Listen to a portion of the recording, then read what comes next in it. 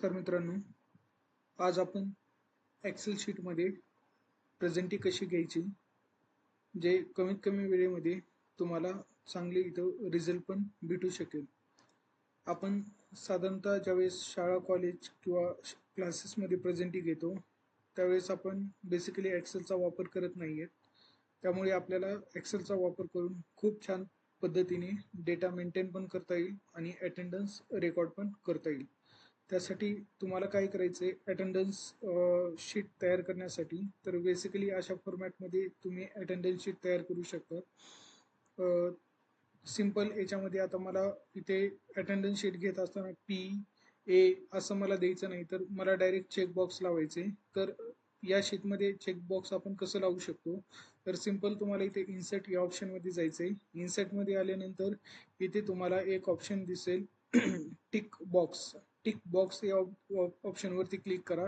या ऑप्शनवरती क्लिक केल्यानंतर सिंपल तुम्हाला काय करायचं, इथून ड्रॅग करायचे. ठीक आहे, ड्रॅग केल्यानंतर खाली पण या संपूर्ण शीटमध्ये जेवढे काही तुमचे विद्यार्थी असतील तेवढ्या विद्यार्थ्यांना विद्यार्थ्यांच्या कॉलममध्ये तुम्हाला चेकबॉक्स अप्लाय करायचा आहे. त्याच्यानंतर तुम्ही बघू शकता तिथे आपण चेकबॉक्स अप्लाय केलेला आहे.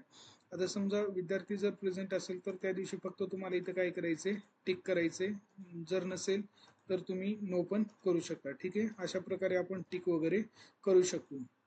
हे सिंपल आहे, म्हणजे कमीत कमी वेळेमध्ये तुम्हाला सर्व गोष्टी करता येतात. आता ह्याचे सर्व रेकॉर्ड मला कॅल्क्युलेट करायचे, म्हणजे किती विद्यार्थी एक महिन्यामध्ये प्रेझेंट, किती दिवस प्रेझेंट होता हे मला काढायचं असेल तर सिंपल इथं जायचे. तुम्हाला एक फॉर्म्युला देतोय, तो फॉर्म्युला आहे बघा इथे मी फॉर्म्युला टाईप करतोय, is equal to count if.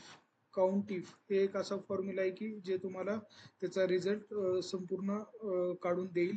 आता इथे मी ज्यावेळेस काउंट इफ हा फॉर्म्युला एक्सेलमध्ये लावलेला आहे त्यावेळेस मला काय विचारेल, इथे रेंज एक्सेल विचारत आहे, याची रेंज मला हवी आहे. तर मी काय करणार, जो डेटा आहे त्याची मी रेंज इथून देणार. तर संपूर्ण डेटाची मी इथं रेंज दिलेली आहे. त्यानंतर सिंपल तुम्हाला कॉमा द्यायचं आहे. हे तुम्हाला व्हॅल्यू ट्रू पाहिजे. ठीक आहे, मला ह्याचं कॅल्क्युलेशन पाहिजे, त्यासाठी मी व्हॅल्यू ट्रू देणार. तर इथे मी ट्रू हे सिलेक्शन इथं मी केलेलं आहे. तर तुम्ही इथं बघू शकता ट्रू दिल्यानंतर सिंपल तुम्हाला काय करायचंय, तर इथे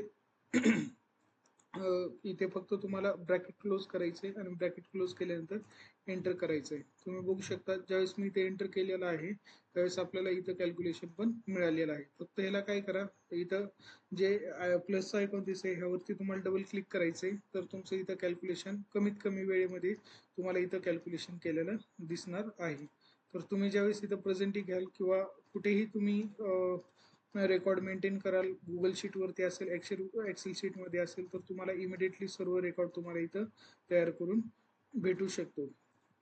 थँक्यू सो मच.